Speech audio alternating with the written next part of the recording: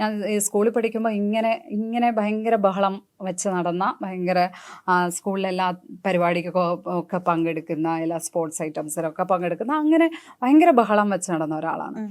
പക്ഷേ കോളേജിൽ എത്തിയപ്പോൾ മുതൽ നമുക്ക് എവിടെ നിന്നൊക്കെയോ കിട്ടുന്ന ഒരു ഫീഡിങ് എന്താണെന്ന് വെച്ചാൽ നിങ്ങൾ ഭയങ്കര അച്ചടക്കമായിരിക്കണം, നിങ്ങൾ ആൺകുട്ടികളുടെ മുഖത്ത് അങ്ങനെ നോക്കാൻ പാടില്ല, അവിടെ പോയി ഒരു പ്രേമിച്ച് നടക്കാൻ പാടില്ല, അങ്ങനെയൊക്കെ പറഞ്ഞിട്ടും ഒക്കെ തന്നെ നമ്മളങ്ങ് പൊതുവെ നമ്മളെ ഒരു ഷെല്ലിനകത്താക്കി വെച്ചിട്ട് കോളേജിൽ പഠിക്കുന്ന പലർക്കും ഇപ്പോൾ എന്നെ കാണുമ്പോൾ ഓ അന്നത്തെ ആ പാവം കുട്ടിയാണോ എന്നൊക്കെ പറയും. ആ ലക്ഷ്മി ഈ ലക്ഷ്മി രണ്ടാണെന്ന് അവര് പറയുന്നത്. പക്ഷെ എൻ്റെ ഉള്ളിൽ ഇങ്ങനെ ഒരു ലക്ഷ്മി ഉണ്ടായിരുന്നു, ഒരു തീ ഉണ്ടായിരുന്നു. ഒരു തീ.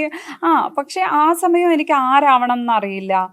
ഇപ്പൊ എൻ്റെ വളരെ അടുത്ത ഒരു സുഹൃത്ത് അന്ന് എൻ്റെ അടുത്ത് ഇങ്ങനെ ചോദിക്കായിരുന്നു, നിനക്ക് ആരാവണം? അപ്പം ഞാൻ പുള്ളിക്കാരുടെ അടുത്ത് പറഞ്ഞു, എനിക്ക് അങ്ങനെ ആരും ആവണ്ട, എനിക്ക് ചിലപ്പം ഹൗസ് വൈഫ് ആയിരുന്നാ മതി എന്നൊക്കെ അന്ന് ഞാൻ പറഞ്ഞിട്ടുണ്ട്. എന്നിട്ട് അവർ സത്യത്തിൽ പ്രസ് ക്ലബ്ബിൽ പഠിക്കാൻ പോകുന്നത് വരെ ഞാൻ ജേർണലിസ്റ്റ് ആവണം എന്നൊന്നും വിചാരിച്ചിട്ടേ ഇല്ല, വിചാരിച്ചിട്ടില്ല.